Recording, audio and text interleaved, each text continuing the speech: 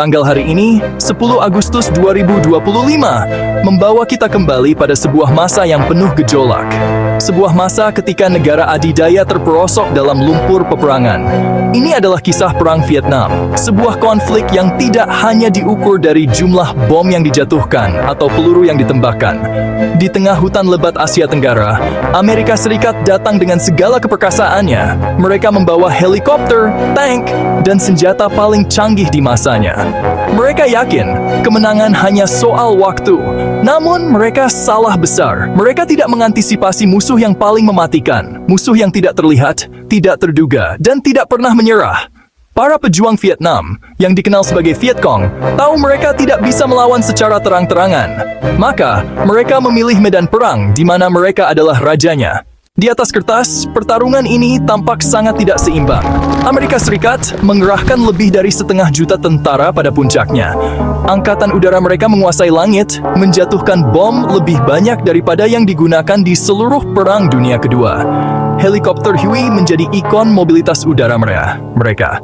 Di sisi lain, ada Vietnam Utara dan Viet Cong. Kekuatan mereka terlihat begitu kerdil jika dibandingkan. Mereka menolak untuk bermain dengan aturan Amerika. Mereka mengubah kelemahan menjadi kekuatan. Mereka adalah pasukan hantu yang menyatu dengan rakyat.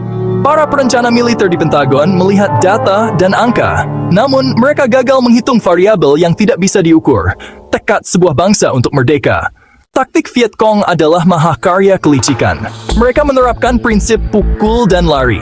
Sebuah patroli Amerika bisa berjalan berjam-jam, lalu tiba-tiba disergap dari 3 arah berbeda. Di bawah permukaan tanah, Viet Cong membangun sebuah dunia lain. Terowongan seperti di Cu Chi adalah kompleks kota bawah tanah dengan barak, rumah sakit, dapur tanpa asap, hingga gudang senjata. Viet Cong mengubah hutan menjadi ladang pembantaian yang senyap. Ada punji stick, bambu runcing diolesi kotoran. Ada jebakan granat yang dipasang di sepanjang jalan setapak. Jebakan ini menciptakan ketegangan psikologis luar biasa. Setiap langkah harus diperhitungkan. Hutan yang indah berubah menjadi arena horor. Bagi prajurit Amerika berusia 19 tahun, Vietnam seperti planet lain. Kelembaban menyesakkan, serangga tak dikenal, dan hutan yang terasa hidup. Horor sesungguhnya datang dari cara perang dijalankan. Musuh selalu ada namun tidak terlihat. Petani yang tersenyum di siang hari bisa jadi memasang ranjau di malam hari. Anak-anak kecil pun bisa membawa granat. Stres konstan melahirkan combat fatigue. Moral pasukan merosot tajam. Penggunaan obat terlarang merajalela sebagai cara melarikan diri dari neraka hijau. Kemenangan Vietnam pada tahun 1975 mengirimkan gelombang kejut ke seluruh dunia. Untuk pertama kalinya, Amerika Serikat kalah dalam perang besar. Amerika mengalami sindrom Vietnam, keengganan kolektif untuk intervensi militer.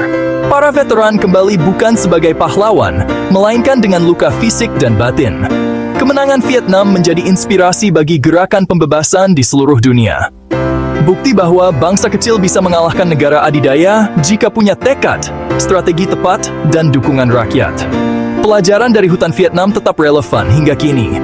Konflik di Irak dan Afghanistan menunjukkan tantangan kekuatan militer konvensional melawan pemberontak yang adaptif. Kemenangan Vietnam adalah pengingat bahwa semangat manusia, kecerdikan, dan cinta tanah air bisa jadi senjata lebih kuat daripada bom dan peluru. Hutan telah menelan sang raksasa, dan gemanya masih terdengar hingga